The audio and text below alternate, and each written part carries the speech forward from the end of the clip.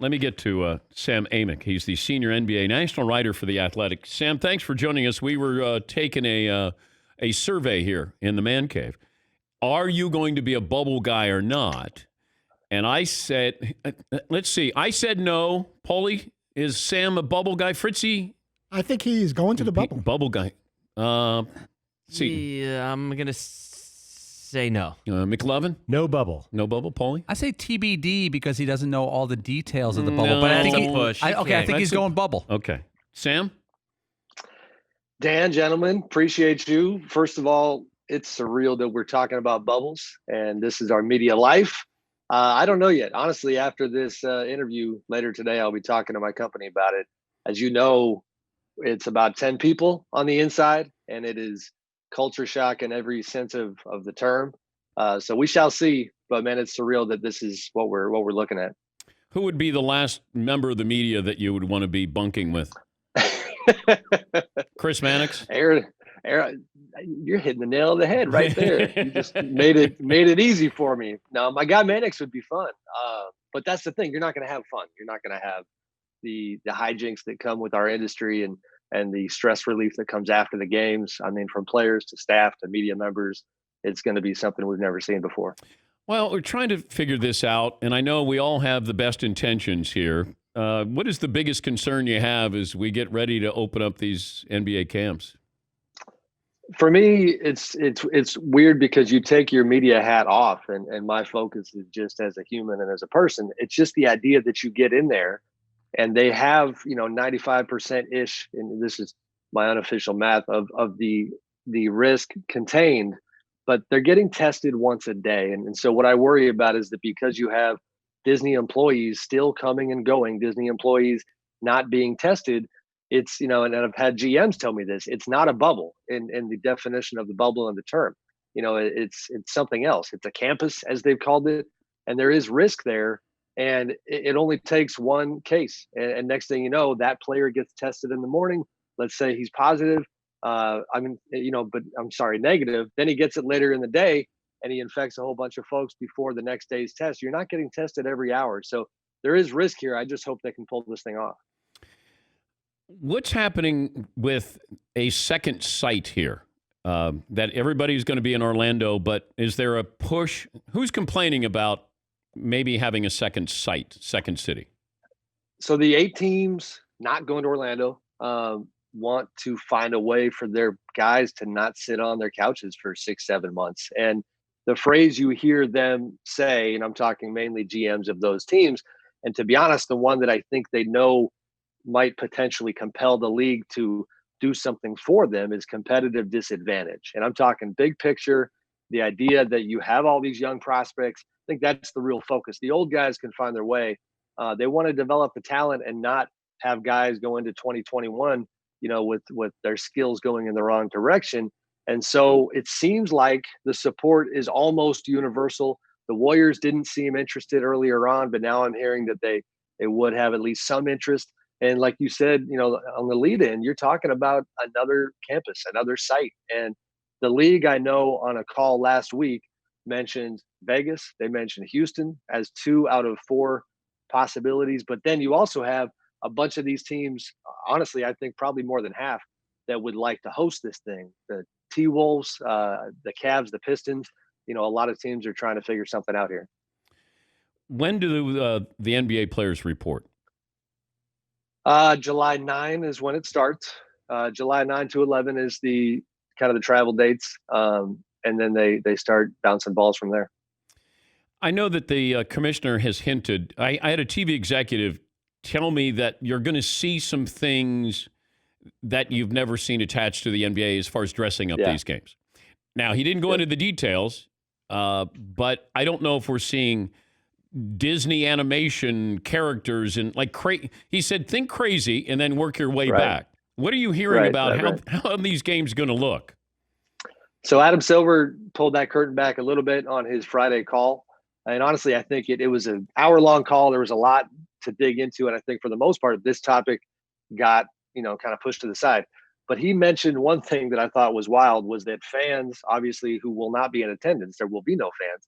But you could be watching the game and have, the NBA app open on your phone and essentially there would be a button that would constitute a clap or a cheer. And if you had, I don't know how it works. They somehow quantify, which team is getting more of those claps at that certain time. And then in the arena, you would have lights and colors of that team represented, where the players could look up and, if the Pelicans see a blue, then, they know their fans have got their back. And then you're going to have piped in crowd noise in some capacity. Virtual halftime shows is something they mentioned.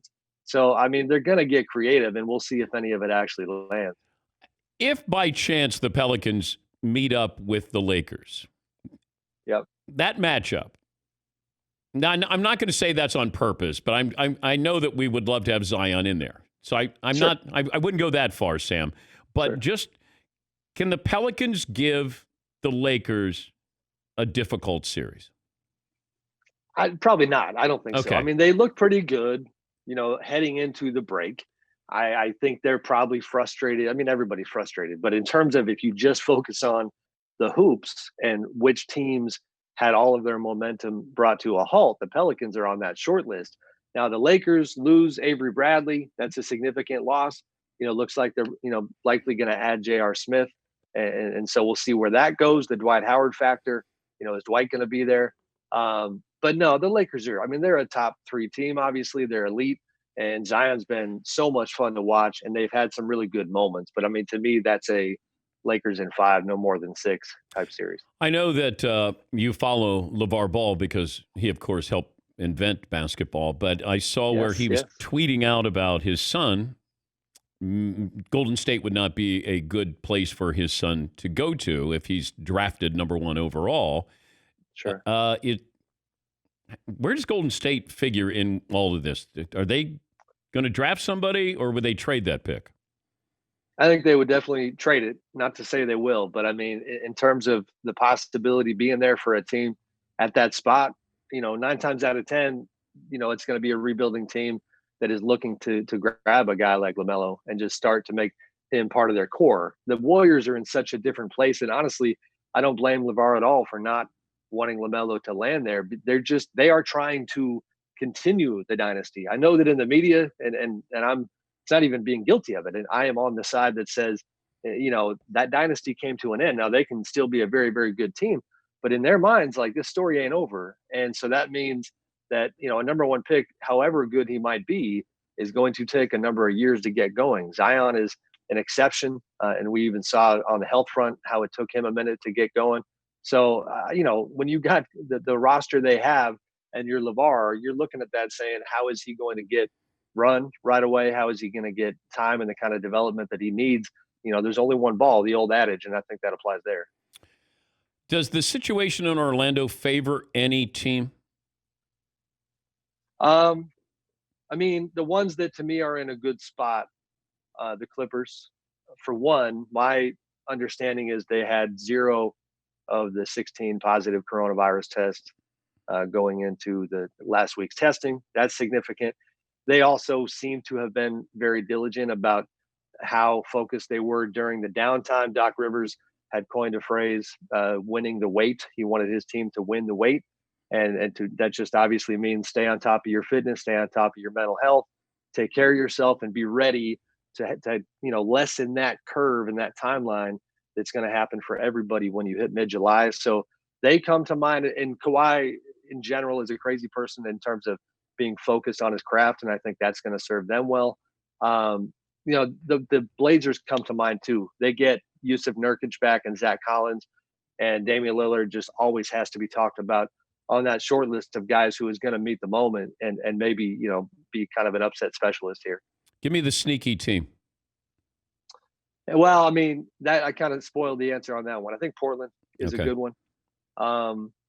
Because for one, it's going to be crazy to see how the 8-9 situation goes in the West. Now, Memphis obviously is about 3.5 in front of the pack. You got 3 teams coming on strong behind them. But if Portland can get in there, I can see them doing it. The Pelicans we kind of talked about, that's a squad that talent-wise, and they were finding their way, could do something. I don't really see any great, teams in the East with that identity. If Brooklyn had magically gotten Kyrie Irving and Kevin Durant back, then that's all we would be talking about right now. But for the most part, I mean, if you're talking big picture, conference finals, to me, it's the Milwaukee Lakers, Clippers triumvirate, and then kind of everybody else after that. Finish this sentence. If the Lakers don't make the NBA Finals, then my focus would probably be LeBron. LeBron's legacy, which is incredible, will remain for the most part where it is, and he'll try again next year. But it's been interesting for me, Dan, covering the league since roughly around 2005, covering LeBron for most of his career.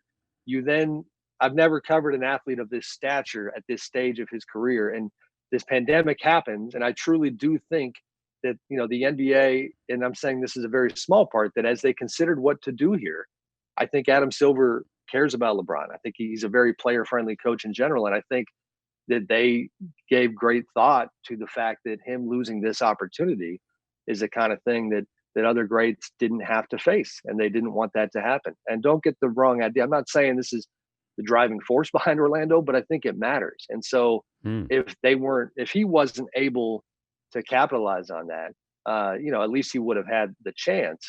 But in terms of his legacy, it would be 2 years in LA, and for his standards, still nothing to show for it in terms of what he's aiming for.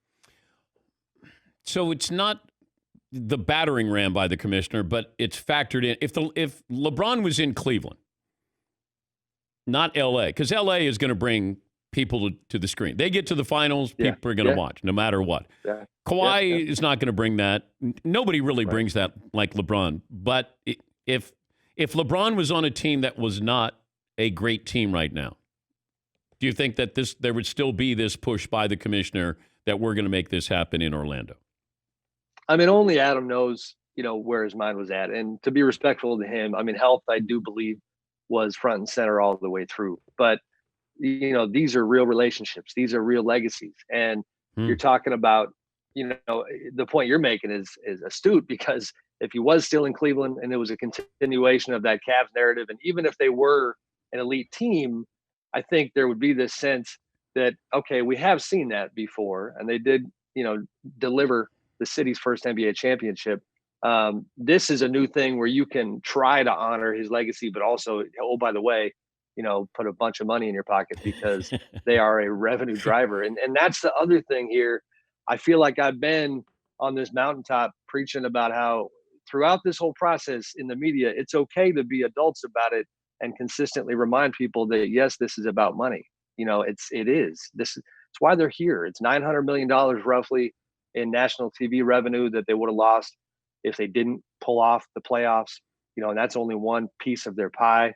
And as one GM had told me in a recent piece I wrote, the back end of this, if they don't have the playoffs for the league at large, could have a ripple effect for 5 to 10 years. And not just the players and the coaches, who I think it's easy to say, well, they'll be fine. I'm talking that regular folks within all these organizations, layoffs en masse potentially, if this league kept bleeding money. And that certainly is a major, major factor here, probably the number one factor. Sam, great to talk to you. If you go into the bubble, good luck.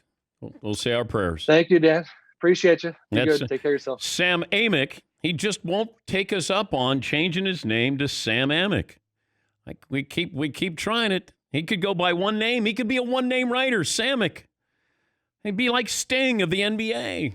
Just won't take me up on it. Senior NBA national writer for The Athletic. Thank you, Sam.